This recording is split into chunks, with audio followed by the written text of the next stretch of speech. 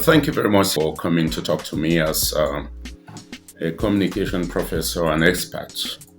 And I think, first of all, I wish to congratulate CRTV for the work which they are doing to inform, educate, and entertain Cameroonians. Straight to your question, I find the political programs and debates which are going on radio and television very relevant. These are very important platforms that Cameroonians can be educated and informed about political views and agendas which will be constructive and helpful for the development of our country. That is supposed to be the objective, so that we can have informed citizens who carry out informed decisions in the political process.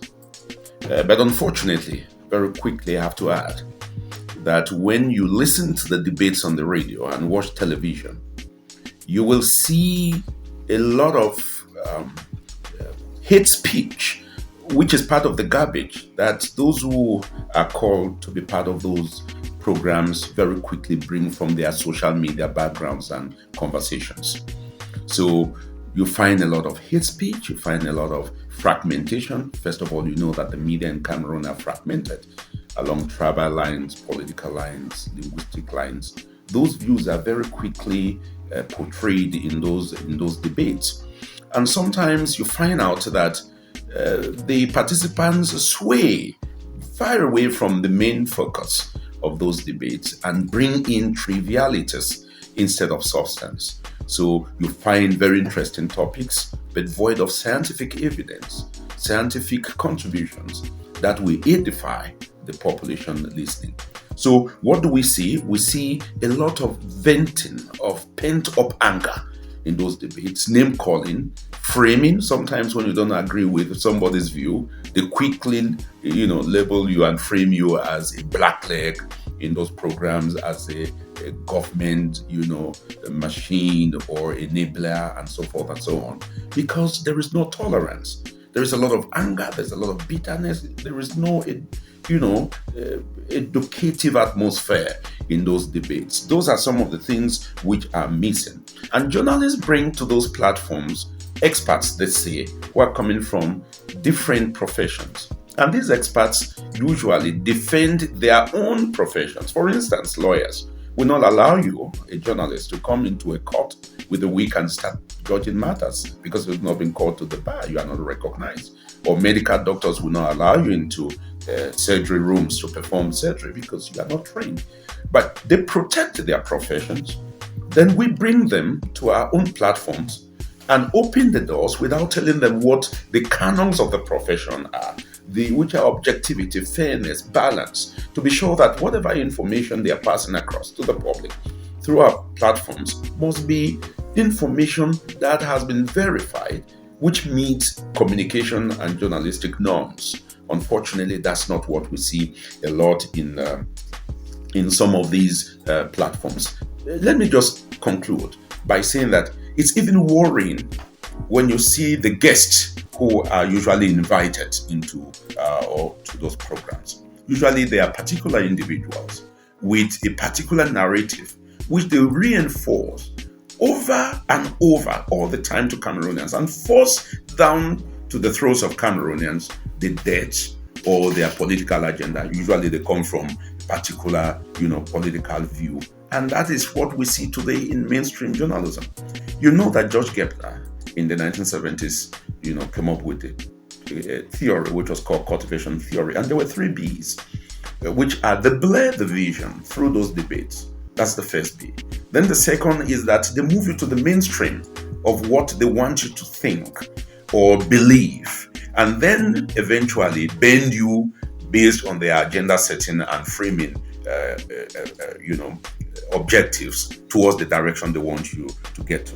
When this happens, there is a damaging effect on the population, especially as public opinion formation.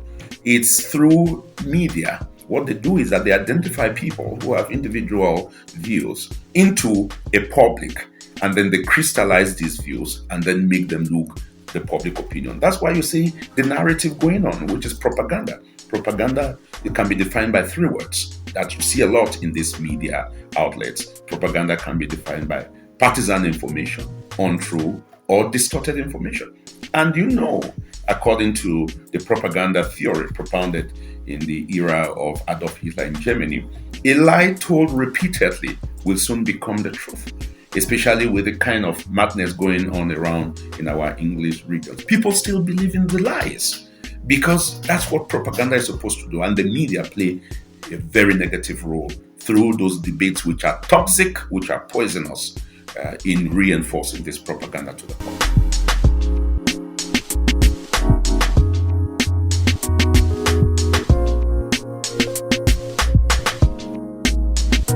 The role of such programs should be educative, should be informative. And we have reached a point where there is supposed to be social responsibility in our context. Social responsibility is what? Is that your obligations or your responsibility, they end where the other person's own starts.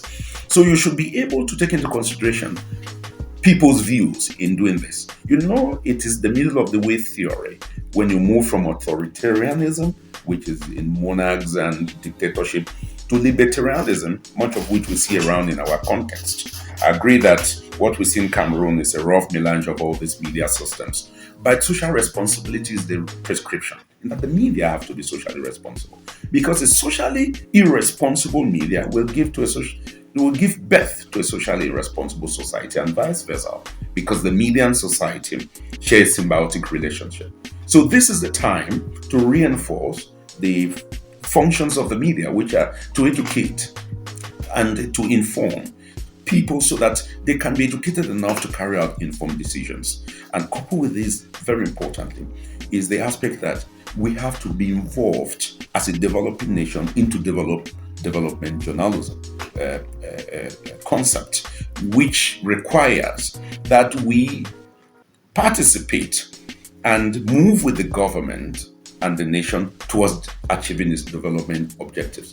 You see a lot of bitterness, anger amongst Cameroonians today, and I don't understand where this is coming from. You have to make a distinction between the government and the country.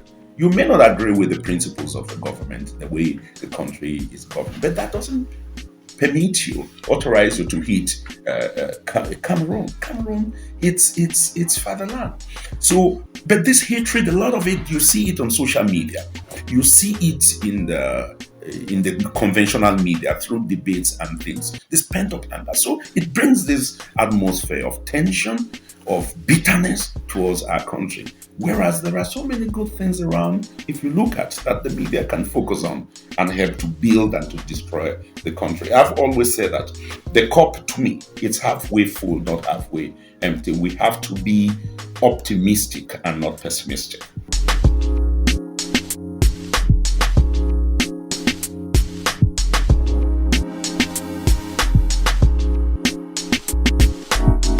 There are a couple of suggestions that I can make. Number one is that those who are moderating those programs, they have to know that we judge them as part of the agenda setting process.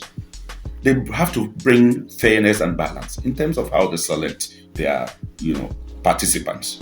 Don't lean participants towards one ethnic group or one tribe or one region. Then you know how divided we are in this country along those lines. They would reinforce only a particular rhetoric and narrative. And then division is promoted. Control the debates, knowing very well that you, as the moderator of those debates, you have to make sure that the canons of the profession are respected. Otherwise, you'll be accused of using those media platforms to poison the minds of Cameroonians, as we see often. And then the government has to come in. This thing of administrative tolerance, and so anybody can go on air and say whatever they want, is a democracy. No, democracy comes with responsibilities. And there is no way else to destroy a nation. It's not only through bombs and guns than to poison the minds of the citizens. Then you have destroyed generations to come with toxic information, with very wicked narratives, which are not true. And we keep reinforcing them because the media have the power of propaganda. We have to be very careful. So the responsibility is shared. The government has to come in to fix the mess going on, especially allowing quacks and charlatans who have invaded the media profession to continue to do so. Those who are using those platforms to intoxicate the minds of Cameroonians should be called to book. Those who are consuming the media, we know that we love a lot of negative news.